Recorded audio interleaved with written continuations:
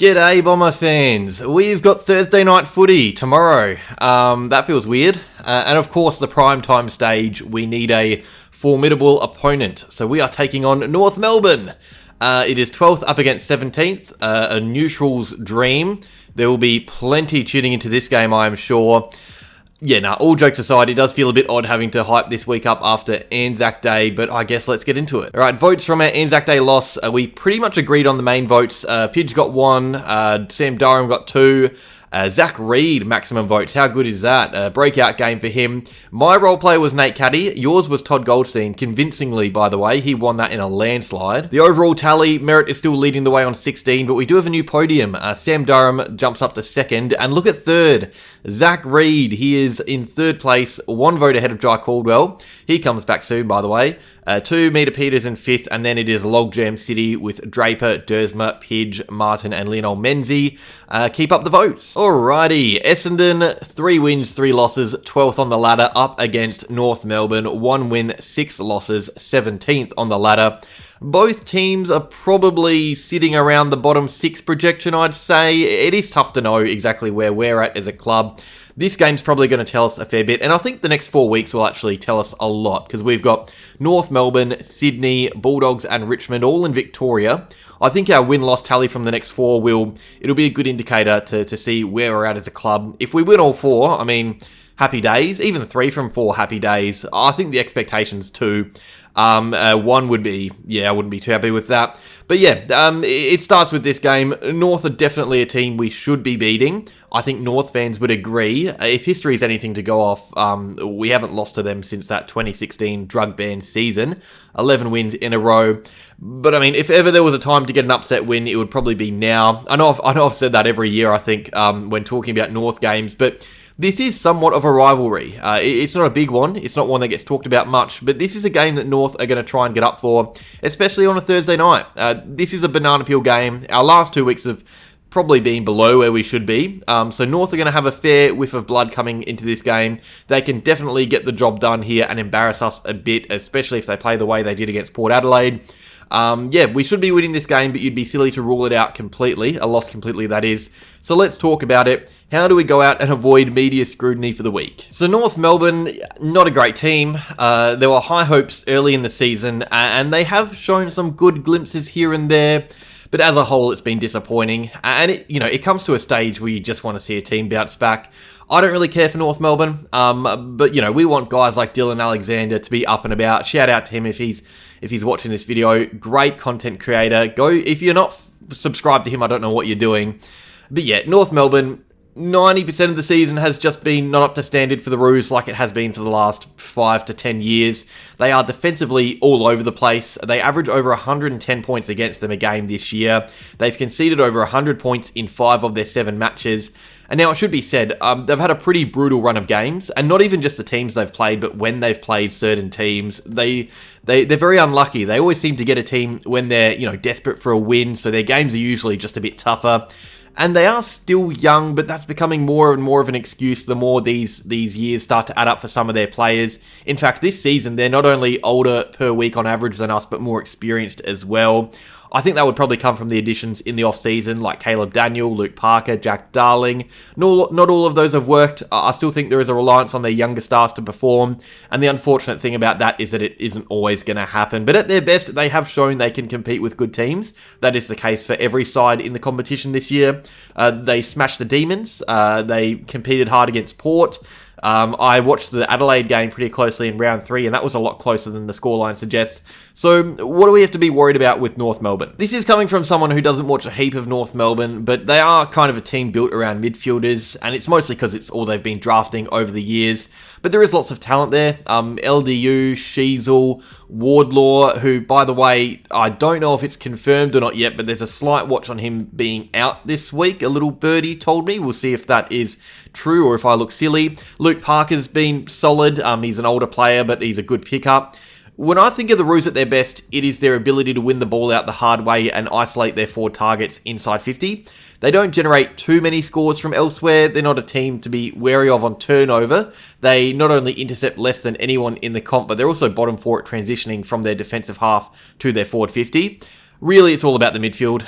The only time I really remember watching them this year and noticing their ball movement was against Melbourne in round 2, but that was just a massive belting all over the park. It was, to be honest, mostly centre bounces that they were doing the damage from, and that is what we should probably be most worried about. They average the 3rd most centre clearances in the comp, the 4th most scores from centre clearances in the comp. They're also the 3rd best team at scoring from stoppage in general. And look, I think it's always a bit iffy to judge based on what you get as a team without even considering your opponent, because on the flip side, they do leak a bit from these areas too. But North are just a tough team to get a gauge on going into a game like this from a statistical standpoint, because if they show up, they're going to provide outlier performances for all these stats I've just mentioned. The point is, North are going to have a heavy focus on the initial contest and their stoppage work. Even last week, they weren't close to perfect, but they showed promising enough signs to indicate that they can match it with really good teams in the middle of the ground. And Essendon aren't a really good team. We just got absolutely pantsed by Collingwood in the midfield. I think this is going to be a really interesting game of matchups in a few ways, which is big because that was almost the case against Collingwood, and we lost quite convincingly in the end there.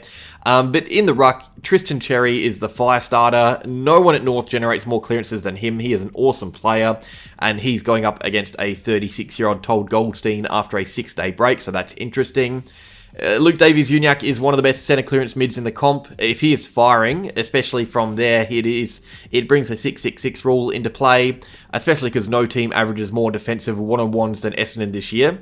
We constantly put our defenders under the pump, and North are a team who love to isolate their marking targets. Nick Larkey, Cam Zurhaar, Jack Darling to an extent. They've really struggled to impact at times, but when the ball is coming in hot with space around them, it is hard to keep them down, especially Larkey. He is a major watch for this game. Very important player.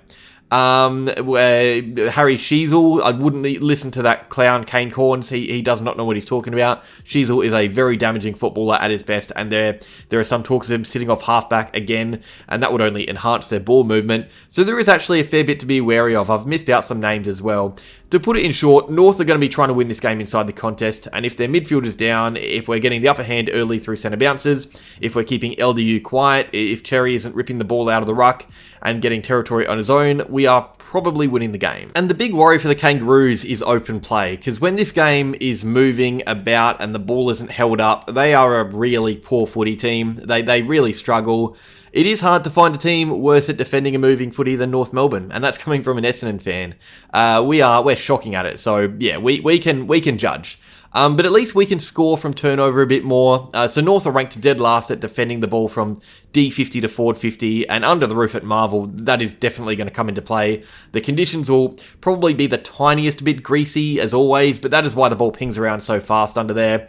It is easier to implement faster footy at Marvel Stadium, which is going to play right into our hands.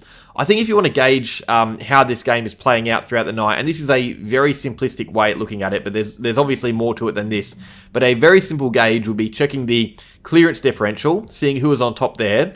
If North are, the game is probably tighter than what we'd like, but if we're dominating uncontested possessions, it just means we're the ones controlling the ball on the outside. So those two stats, in a very simplistic way, clearances and uncontested possessions. If we're winning uncontested possessions, which we probably will be, we're probably winning the game. If North are winning clearances, it's a bit closer. And yeah, look, I think it's maybe a 50-50 at the contest. It's tough to predict who gets the job done there, but we should be the team controlling the ball in open play more, and that is why I think we're probably the more likely team to get the job done in the grand scheme of things. We've got more ways to win this game of footy than North Melbourne. And also, North's defence, their back six, they're going to be a fair bit younger. They dropped some big key backs last week and didn't play in the VFL. Experienced defenders like Griffin Logan, Aidan Core. I don't see why they'd come back without having to perform for their spots, but I think that would just really bring our forwards into the game. Peter Wright's going to be a handful. No one loves Marvel quite like 2 metre Peter. Kyle Langford's brushed off the cobwebs, and I hope he can be that danger man inside 50 again after that injury layoff. And the thing I've liked about Essendon lately is that we haven't played amazing footy, but we've at least had a bunch of danger players inside the arc, different danger players. Last week, Caddy had 5 shots on goal, and before that, it was Peter Wright who had 7 shots on goal. The week before that at Gather Round, it was Jai Menzies. Lionel Menzies popped up for 4 goals. So we've got different players getting looks at it, whereas North Melbourne this year, it's been Nick Larkey and Paul Curtis, and the latter's been suspended for 3 games. I think they're going to appeal North Melbourne, but, the game's tomorrow, so I don't know how they'd have to be very quick with that. You could argue if you lock down Nick Larkey, if Mackay pockets him like he did to Mychek, I don't really know where North score from. Zerha, I guess. But Essendon, if you nail down Peter Wright, we still got guys like Cole Langford who's kicked goals for fun in the last few years. Nate Caddy's not exactly doing the same, but he's getting more and more looks every week. Our mids are popping up for goals too. We're not a high-scoring team, but we're actually more potent than you think when you consider the injuries we've had to start the year as well. And with North defence, it definitely brings those key forwards into the mix. And the big thing here that we need to see rectified is... well, we need a fast start. This is a battle of the slow starters. I'm fresh watching Arsenal blow a semi-final first leg because of a slow start, so I would absolutely hate to see my other team do the same. Essendon this season have won just the one first quarter against Melbourne. North Melbourne haven't won any. So both these teams have won one first quarter between them. They've lost games because of slow starts. So we just have to make sure we're not having to play catch-up footy again. North are a team that can be destroyed early. So are the Bombers. So let's make sure we're off the mark early. And look, realistically, if we show up, we probably win this game of footy. Let's be real. I know it's a tight competition. The gap between the Roos and the Bombers is closer than you think. But if we're at our best, applying that heat and pressure around the pill that we did against the Power, and if we're patient and measured like we were against Melbourne, we win this game. It's as simple as that. Even if North are at their very best, we can still win this game of footy, and I think the same can't be said the other way. This is one of those games that you can kind of only lose yourselves. North can scare us, they can put us on the back foot, make us respond, but in the end, we're the team in control of this narrative. This is a game you don't come out happy with after a loss. Okay, team news. The Roos will be having to replace Paul Curtis, who has been suspended. I do think the Roos are considering appealing, but the game is tomorrow, as I said, so I don't know how that's going to go. I'm just going to assume he's not going to get off. I think Robert Hansen Jr. is the most likely option to come in. George Wardlaw, there are talks of him being rested, I've heard. Darcy Tucker had a bit of a mare tagging Connor Rosie last week. I think if Wardlaw does play, Tucker stays in, and if it goes out, and if he doesn't, I guess Tucker... I don't know. It's tough to know, really. Zach Fisher, I believe, is fit, so he'd be coming in for either one of those guys. I think that, as for the Bombers, it's really tough to know what we're going to do. Again, like we have a few players that could be dropped. Harry Jones, Jade Gresham, Dylan Shield couldn't finish the game and only has a short turnaround. I think we don't make too many changes. And look, Elijah Sartas might be the only one. He was rested in the Rezzies. It would make sense to manage Dylan Shield's minutes, I think. Aside from that, though, I don't really know what changes either club's going to make. It is very hard to know. I'm only predicting the one change for us just because I don't know who we can bring in. And yeah, I haven't seen enough from our training to know what we will change for our team structure, because if we do bring out Jones and Gresham, it's hard to know who comes in for them. Little debutant watch for Zach Johnson and Archer Daywicks, probably the latter more than Johnson. They might not get the go this week, but I feel like they're both getting closer and closer with each performance. Okay, prediction. I think we get the job done. I hope we get the job done. It would be a rough weekend if we don't, especially for us Arsenal Essendon fans, because I know there's a few of us here. I've literally just finished watching the game before. But yeah, I think we're just the more likely team to win. I don't think we're going to smash them. They look better than they did in the early rounds, North. And they will be up and about for this game more than others because they don't like us. But yeah, I think we should win this game. We need a few players to lift, and I'll back them in to do so. So I think the Bombers get the job done. Not by heaps, but by 15 points. I think we should come out home with the 4 points. We will see, though. It's going to be a nervy game. These ones are always weird. These banana peel ones. It's one we really have to win. Otherwise, it's going to be an annoyed fan base. But that is that. Cheers for watching, guys. Make sure you get out to the game if you can, obviously, to support the boys. We want an Essendon crowd there to really scare the North fans. Make sure you also like the video if you enjoyed it. Subscribe if you're new to the channel. And as always, go Bombers.